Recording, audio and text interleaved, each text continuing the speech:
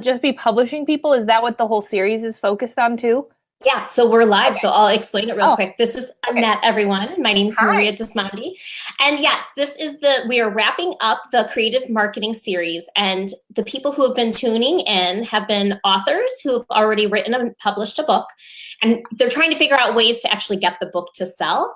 I've also had some publishers in here. And I've also had some people who are in different types of industries and they have product-based businesses who are looking for creative marketing, where they're like, I keep doing the same old thing, it's not working, what else can I do? So we have a variety of people, but most of the people who have been tuning in are book people. So okay, great. Ladies and gentlemen, we have Annette here today, and she's over at Albert Whitman Company. And where are you guys located? In New York, right? No, we're in Chicago, actually. We're in a suburb of Chicago. Yep. Which, awesome. There aren't too many of us not in New York, so it's fun to be able to say that. That's really cool. So she's coming to us to give us some advice on what's working, what's not working. But before we get there, Annette, tell us a little bit about your journey in the book industry. Okay, so I was a creative writing major in college, which is a hard major to have with a lucrative career at the end. And so I graduated from college. I worked at Marshall Field's department store for a couple years and started working my way up the chain there all of a sudden and was like, this isn't creative writing. I got to get out of here. So I found the New York University Publishing Institute and I quit my job and moved to New York knowing no one and did the NYU Summer Publishing Program, which is a 6-week intense program where you learn 3 weeks of magazine publishing and 3 weeks of book publishing. I thought I wanted to be a magazine person, and I met the magazine people and realized that wasn't my world, that books were my people. And at the end of that, I started going on interviews in New York at various places. HarperCollins offered me just an informational interview, and I hit it off with the HR lady, and they found me a position as a rotational associate. So I was given a full-time position that was sort of like I was meant to rotate between departments. And that's awesome. Yeah, it seemed, and it had benefits, and my mom was happy, and I was doing something like productive with my degree. And so I was meant to rotate between a whole bunch of different departments and learn about publishing. And I started in the children's book marketing department. And I was there for maybe a month, and a month in the subsidiary rights department randomly had a full-time position open and they wanted me. So I moved to sub-rights. And actually, when I interviewed with the HR lady, that was my area of interest. I was so fascinated by rights and permissions. And I knew that that would be my foot in the door because everybody wanted to work in editorial or marketing or something like that. And it was really competitive. So I knew if I said, I want to be in sub-rights, they would be like, wow. No one has that. Nobody says that. So they kind of found, they knew they were going to have a job opening. So they hired me as this rotational, and then I moved in there. So I learned a lot about contracts and rights and permissions and all the fun ways you can make more money on your book without, just straight up selling it in bookstores. And after a while, I moved over to Random House Children's and worked in the consumer marketing department. I worked on Barbie books and Thomas the Tank Engine and all those sort of licensed properties. And then I needed to get back to the Midwest to be with my family. So I started looking for book things in this area, the Midwest, and I found IPG, which is a distributor, and my marketing expertise helped me with the sales role there. So I learned all about sales. And now here I am at Albert Whitman as the director of sales and marketing. So everything has keyed up to sort of learn all about what I'm doing right now. Full circle, definitely. Full circle. Yeah. Full circle. Using my creative writing degree in a lot of ways, writing creative copy and creative emails, but it's all full circle for sure. Very cool. So do you have direct contact with authors? Or are you more like, are you helping authors on their marketing campaigns and helping guide them? The great thing about working at a small independent publisher is yes.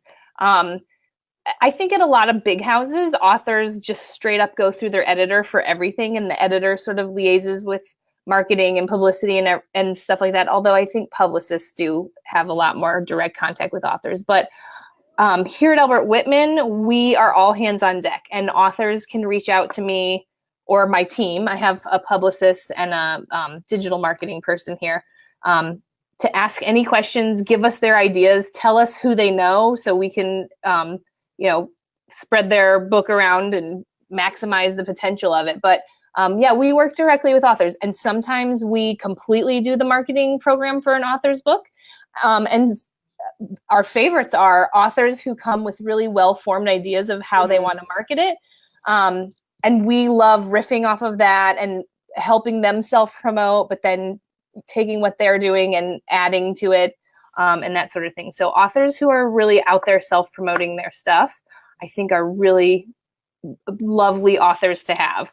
Sometimes they're really hard chargers, and sometimes you have to rein them in a little bit and just say, that's not a good use of your time. This might be a better use of their time, but we for sure love it when we have really, really strong self-promoting authors, because that's excellent. They need to be promoting their work too. They should be proud of it, and they should be singing to the rooftops and utilizing all their resources. And this is a big reason I wanted to do this series, is because I truly believe authors need to visualize and see themselves as a small business owner. It's not just writing as a hobby, but you really do have to invest your time into getting that visibility. And I must say, it's funny that you say, like, well, we're a smaller company. I consider you guys a big company. Yeah, I know. Well, because you're a one-woman show, or you? I have a team. Okay. No one's full-time, but I have 17 team members. That's pretty amazing.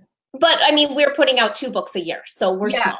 Yeah. And I came from Random House and Harper, where I feel like our 45 books a year here at Albert Whitman is like so manageable compared to what they were doing. That. Although, for a small team, it is 45 books. We're doing 80 books a year. I have 45 a season. So it can be challenging. When I first started here, Albert Whitman only published books in September and in April. That's how we are. We are October and we are April, and we just have to so at least I'm on the right track. Yeah. And that you have to start somewhere, and I feel like once you get more books, you kind of need the other pub months to help spread out your efforts. Otherwise, you end up, it's really hard to give attention to every book that's publishing in September when there are 40 books publishing in September. So, then some authors feel kind of like, well, what about my book? Yeah. And, there's 39 other people. Sorry. Yeah, exactly. So it's nice. Now we spread across the whole year, and it's a little bit more, we can maximize the potential of everything. Absolutely.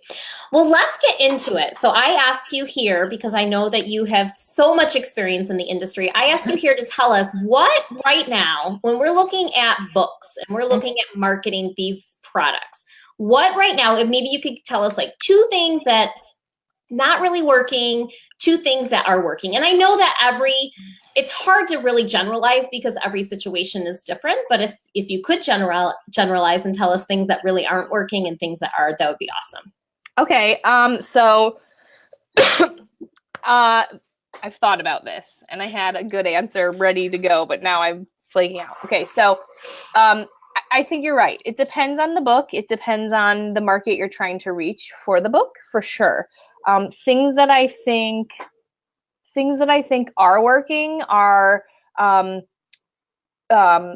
think social media can work really well for a lot of things, and using, and not just doing what everybody else is doing on social, but really like customizing it for your specific book, thinking about the audience that is on social for that book and finding them, whether that's getting into Facebook groups that you didn't know exist. There's a lot of groups out there for all kinds of things. My digital gal and I were just talking yesterday, and she belongs to a queer plant people group, like people who like plants who also happen to be queer, and they talk about how to grow them and what's working and that sort of thing. Like, that's really niche. I was going to say, super. Yeah. So if you have a book that is kind of niche like that, go find the people that it's for. Seek out Facebook groups. Seek out hashtags on Instagram that people are using for that sort of thing. Like, really, I think at least at a small indie publisher, niche things and that sort of grassroots angle of social helps your book find the people that it's meant for sure. And if you find those people, they become your loyal fans. Exactly. And will look for everything that you do and then tell their friends, and it goes from there. So I think that works really well, especially for independent authors themselves. We have a lot of authors. I have one rock star author who does historical biographies of people, and she finds the niche people that care about that. We have a book about Queen Charlotte coming out in the fall, and she went out and contacted every like English sort of tea shop or people that are interested in English stuff. She wrote to them and said, hey, I have this book coming out. I think it's perfect for your shop or for your people or for your email list. Like, if you want a copy, here's my publisher. And that is very niche. And that's a rock star author too. So yeah. You can say, you know what, I have this idea. I'm not going to wait for you to do it and your team. I'm going to go out there and do it myself. Right. Especially when it's a really sort of focused thing like that, because sometimes it's hard for us to do little focused things like that for every book on our list. It's easier for us to do bigger, our overarching campaigns. So the niche thing is, I think, a thing that works. And I think especially for people who are probably listening in here. What's not working? This is a hard one. I think it's really dependent on your stuff. I don't know, print ads. Print ads work when you have, I tend to do print ads like in Booklist and School Library Journal and PW when I either have a really big thing that I'm blasting out and have a budget for in a big way, or I'm able to group a whole bunch of books together. So as a person who might be a independent author or a very small publisher, it can be expensive to do that kind of stuff. And I don't necessarily know how well print works on its own without all kinds of other bells and whistles going on. So, and what I'm learning, which I'm not a super savvy financial person, wait for a second. But what I'm learning is it's hard to see your return on investment with print ads. Like, how can you actually track that? Exactly. And that's a big challenge that I had when I first came here to a small place that was growing quickly, is that I wanted to do more print advertising, at least beyond the trade stuff like School Library Journal and PW and Booklist and all that stuff. I wanted to get into like Girls Life magazine.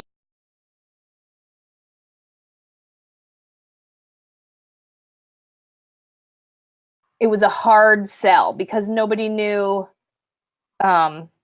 what the return on investment would be. And it's still kind of a hard sell. But when I package it together with let's say Girls Life, for instance, that's like a hard sell because it's really expensive to get an ad in there. And the way that you maximize your ROI, I think, is to package it with, they often offer some kind of social blast. So not just doing a print ad, but pairing it with a digital thing. Like they say, we'll print it in this magazine and we're also going to blast it out on an email blast and our social. It's going to be on Instagram for 5 days in a row. And here's how many followers. It kind of rounds it out a little bit. Do I think that works for every book? Definitely not. It's a very specific thing.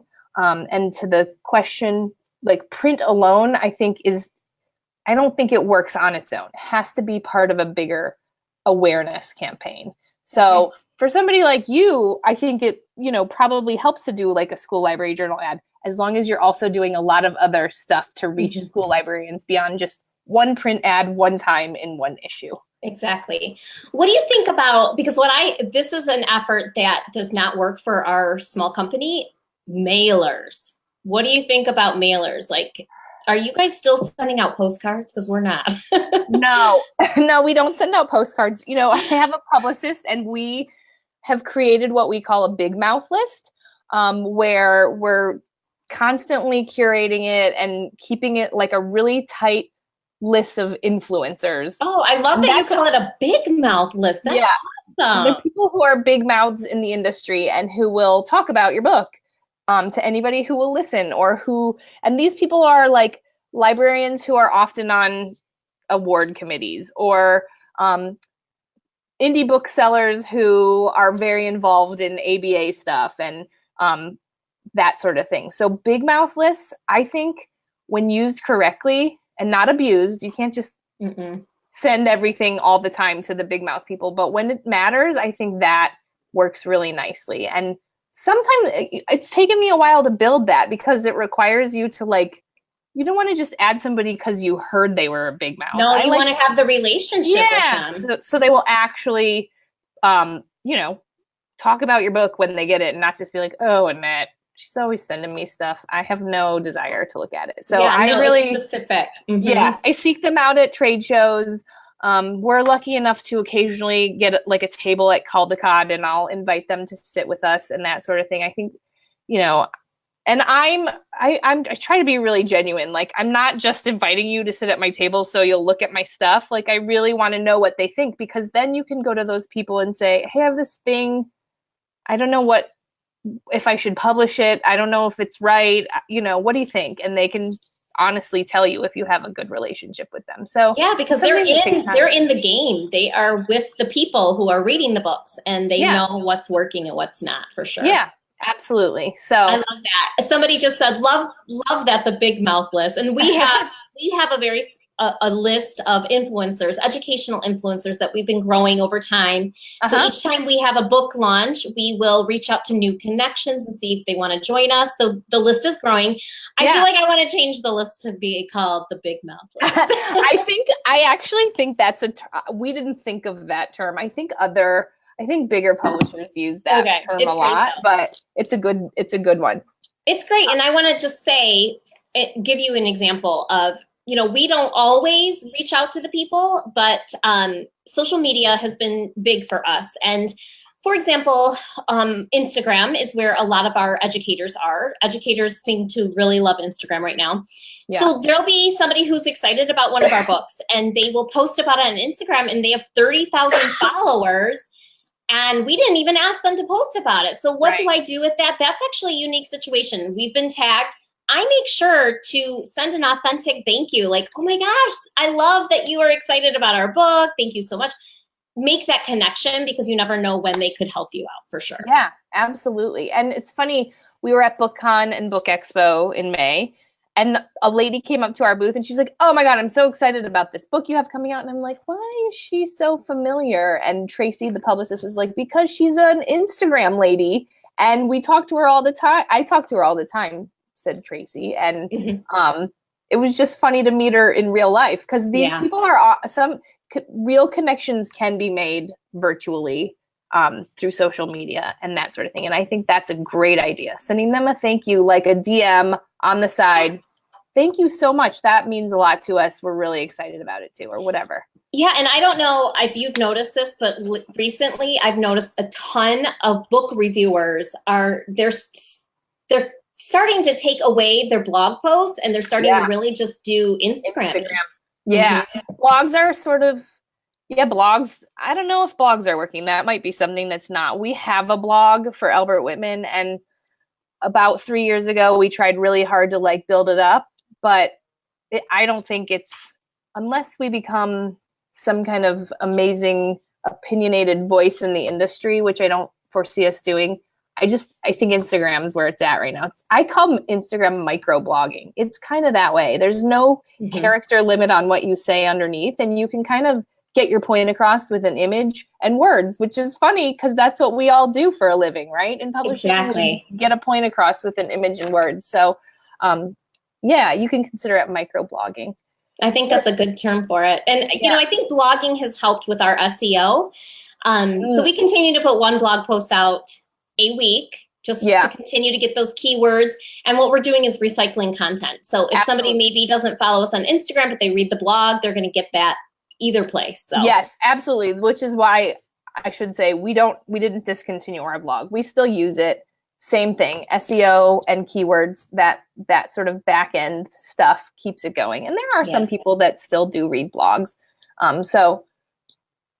Using all your social collaboratively sort of helps get your message across to all the people on their preferred platform. So Facebook is not, I know we're on Facebook right now, but Facebook has oddly died off in a way. You know, Instagram's really taking off. Facebook owns Instagram, so I think it's cool to say that. But Instagram is where a lot of our social media followers have sort of migrated. So I think that's an interesting development too. I agree. If you're tuning in and you're in the book industry, you should be on Instagram. I think, I still have people who are like, well, I'm on Twitter. And I was like, Twitter, that's weird. My husband's calling through my computer. That's weird. So I always tell authors, I'm like, if you're on Twitter, you're there for a reason. So if maybe your community is there, or maybe you're looking for an agent, but you really have to go where your community is at, where your avatar is or your audience. But I don't want to take up too much of your time. I do have one last question for you. Sure. And this came up in a publisher group that I'm part of. And there's just a couple of us smaller publishers, and we get on the computer and chat every 6 weeks. But how soon does your company start? So if you have a marketing campaign for one of your 80 books, how soon before the book comes out are you starting that campaign? I just told you I did a presentation to the kiddos this morning, some high schoolers, and their eyebrows raised, but it sort of depends. We have a big YA book coming out on September 4th. It's called Ignite the Stars. Really proud of it. I've actually seen that somewhere. Well, this has been we've really, my team has brought it. I'm so proud of them, and we're really excited about this. But that book came to acquisitions a year and a half ago, and maybe a little bit more. And we knew that the topic was semi-trendy. It's a space opera. It's high school. It's like a soap opera in space, but less drama than a soap opera, more action. And when we brought it, we were like, the space opera thing is it might be over if we wait too long to publish this book. It's really important. So we kind of crashed it through, and it's pubbing a year and a half later. So that's kind of far out. And we started the marketing stuff about a year ago. We called the author, we had a brainstorm, and we started laying the groundwork. We sent out bound manuscripts, really early rough bound manuscripts, to some key big mouth people, some key reviewers around the country, just to get the ball rolling, get them excited about it.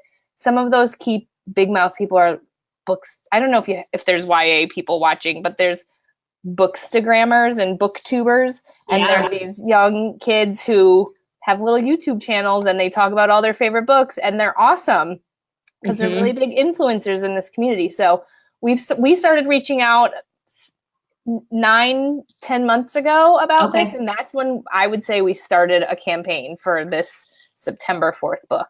And then we set up a pre-order campaign and a dedicated website just for the book, which is the first time we've done that. We've done some cosplay videos, and we're really trying to be with our community, the kids that read this stuff, and get hip to the scene. And with the cosplay, the cosplay and the YouTube video, and hiring a video company to make it. This was kind of my big blowout on my budget this year for sure. But that has been a really long haul campaign. Other books, we know our market for that, and Albert Whitman has been known as a school library sort of publisher for a really long time. So those kind of books, we know, we have to get into ALA or ALA midwinter, and that would be when it starts. So, January for an April book, and what's the other one?